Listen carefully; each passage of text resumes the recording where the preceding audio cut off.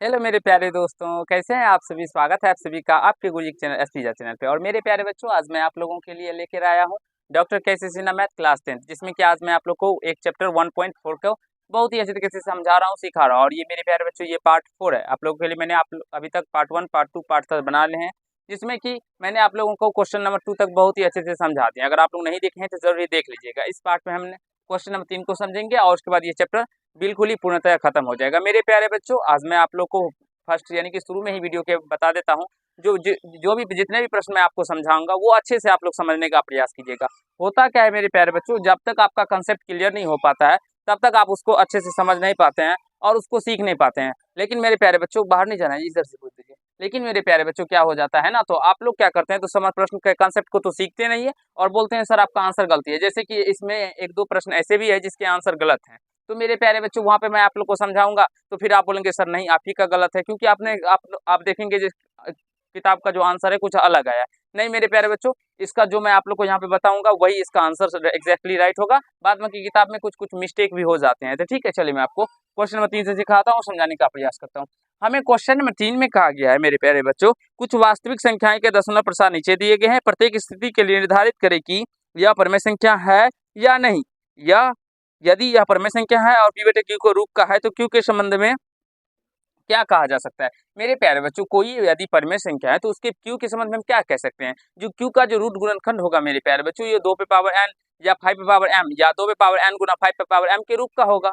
मेरे प्यारे बच्चों, यही हम कह सकते हैं। और जहाँ m और n क्या होना चाहिए मेरे प्यारे, धनात्मक संख्या होना चाहिए कह सकते हैं, या वास्तविक संख्या हो, एक प्रकार से समझ सकते हैं। यहाँ पे आप देखिए, ये कहा गया है जो ये परिमेय संख्या है या अपरिमेय संख्या है। ठीक है, तो सबसे पहले देखिए मेरे प्यारे बच्चों, दशमलव परिमेय संख्या जो दशमलव प्रसार होता है वो क्या होता है, तो पूरा पूरी ये कह सकते हैं जो वो कट जाता है, यानी कि शांत होता है। और मेरे प्यारे बच्चों, अशांत आवृत्ति भी होता है। तो यहाँ पे देख सकते हैं ये पूरा पूरी कटा गया है, तो यह जो होगा यह परिमेय संख्या हो जाएगा। यह क्या हो जाएगा,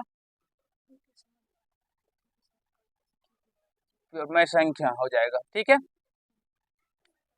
और यहाँ पे पूछा गया है मेरे प्यारे बच्चों दूसरे नंबर में, जो 5.234 के ऊपर में बार है, तो ये क्या होगा, तो ये भी परिमेय संख्या ही होगा मेरे प्यारे बच्चों। यह भी क्या होगा, तो परिमेय संख्या ही होगा। क्यों मेरे प्यारे बच्चों, क्योंकि यह आवृत्ति है, यह क्या है, अशांत आवृत्ति है। दशमलव परिमेय संख्या का जो दशमलव प्रसार होता है वो शांत भी होता है और आवृत्ति भी होता है, यानी कि अशांत आवृत्ति भी होता है। तो यहाँ पे ये अशांत आवृत्ति है, जो कि मेरे प्यारे बच्चों परिमेय संख्या वो होगा जो या पूरा पूरी कटा होगा, या मेरे प्यारे बच्चों जो रिपीट करता होगा वह परिमेय संख्या होगा। तो यहाँ पे देख सकते हैं इसके ऊपर में जो बार दिया गया है, इसका मतलब वह ये 2, 3, 4 बार बार रिपीट करेगा, तो यह परिमेय संख्या हो जाएगा। इस तरह यह भी क्या हो जाएगा, परिमेय संख्या हो जाएगा, क्योंकि यह कटा हुआ है। अब कैसे हम समझ गए यह कटा हुआ है, क्योंकि इसके आगे कुछ नहीं दिया गया तो कटा हुआ है। यहाँ पर भी ये भी परिमेय संख्या होगा, क्योंकि मेरे प्यारे बच्चों यह रिपीट करेगा, परिमेय संख्या। और इसकी क्यू के बारे में हम यही कह सकते हैं, जो मेरे प्यारे बच्चों, जो इसका जो अब अभी जो हम चैप्टर बना रहे हैं उसके अकॉर्डिंग हम बात करते हैं। जो क्यू जो होगा इसका मेरे प्यारे बच्चों, 2 पे पावर n या 5 पे पावर m के घात का रूप का होगा। ठीक है, ये आशा है समझ में आ गया होगा, कहीं से कोई दिक्कत नहीं हुआ होगा। अब 5 नंबर में देखते हैं, हम बात करते हैं 0.1201, फिर 2001, फिर 2300, फिर डैश डैश डैश। इस प्रकार के जो संख्या होते हैं मेरे प्यारे बच्चों, यह अपरिमेय संख्या होते हैं। यह क्या हो जाएंगे, तो अपरिमेय संख्या, अपरिमेय संख्या हो जाएंगे। कैसे, ना तो मेरे प्यारे बच्चों यह रिपीट हो रहा है और ना ही कट रहा है, तो जो नंबर ना तो रिपीट होगा और ना ही कटेगा वह अपरिमेय संख्या हो जाएगा। फिर यहाँ पे हम बात करते हैं, तो यह 6 नंबर में देख सकते हैं आप लोग, यह क्या हो जाएगा मेरे प्यारे बच्चों, ये तो कट रहा है और कटा भी है, यहाँ पे देख सकते हैं आप लोग। तो यह क्या हो जाएगा, तो परिमेय संख्या हो जाएगा, यह परिमेय संख्या हो जाएगा। फिर 7 नंबर का बात करते हैं, तो यह भी अपरिमेय संख्या हो जाएगा, इरेशनल नंबर हो जाएगा मेरे प्यारे बच्चों, क्योंकि ना तो ये कट रहा है और ना ही रिपीट कर रहा है। फिर 8 नंबर भी मेरे प्यारे बच्चों अपरिमेय संख्या ही हो जाएगा, अपरिमेय संख्या। फिर 9 नंबर मेरे प्यारे बच्चों अपरिमेय संख्या ही हो जाएगा, अपरिमेय संख्या। फिर 10 नंबर भी मेरे प्यारे बच्चों अपरिमेय संख्या ही हो जाएगा। आप लोग देख रहे होंगे आंसर में इसका परिमेय संख्या दिया गया है। जब मेरे प्यारे बच्चों यह परिमेय संख्या होगा तो 11, 12 भी तो परिमेय संख्या होना चाहिए। क्यों मेरे प्यारे बच्चों, क्योंकि दोनों प्रश्न एक ही जैसा है, लेकिन बुक में क्या किया गया है, तो 10 नंबर को परिमेय संख्या कहा गया है और इन दोनों को अपरमेय कहा गया है। अपरमेय का दशमलव प्रसार जो होता है मेरे प्यारे, तो वो अशांत अनावृत्ति होता है। कहने का तात्पर्य होगा मेरे पास, वो तो ना तो पूर्णतः कटेगा और ना ही उसके मतलब वो रिपीट करेगा। तो आप लोग देख सकते हैं यहाँ पे ये ना तो कट रहा है और ना ही कोई ऐसा नंबर हो जो बार बार रिपीट कर रहा हो।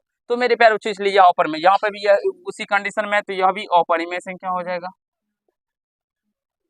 अपरिमेय संख्या, और यहाँ से यह भी क्या हो जाएंगे मेरे प्यारे बच्चों, अपरिमेय संख्या हो जाएंगे। तो आशा है आप सभी को समझ में आ गया होगा, कहीं से कोई दिक्कत नहीं हुआ होगा। और मेरे प्यारे बच्चों किसी भी नंबर का दशमलव प्रसार जो अभी हम ज्ञात करते थे, हम कैसे ज्ञात करते थे, जैसे मान लीजिए 5 2 पे पावर n हो या गुना इंटू 5 पे पावर m हो मेरे प्यारे बच्चों, तो हम कहते थे इसका दशमलव प्रसार क्या है, शांत है, और यह एक परिमेय संख्या है। शांत है तो दशमलव प्रसार शांत होगा, तो यह परिमेय संख्या। तो इसमें कहा क्यू के बारे में हम क्या कहते थे, क्यू यही क्या कहते थे जो 2 पे पावर n और 5 पे पावर m का रूप का हो। तो वही हमसे पूछा गया है यहाँ पे भी, जो हम इसमें क्या कह सकते हैं क्यू के बारे में। तो क्यू के प्रत्येक स्थिति में क्यू का मान जो भी परिमेय संख्या है मेरे प्यारे बच्चों, वो क्या होगा, 2 पे पावर n या 5 पे पावर m के रूप का होगा।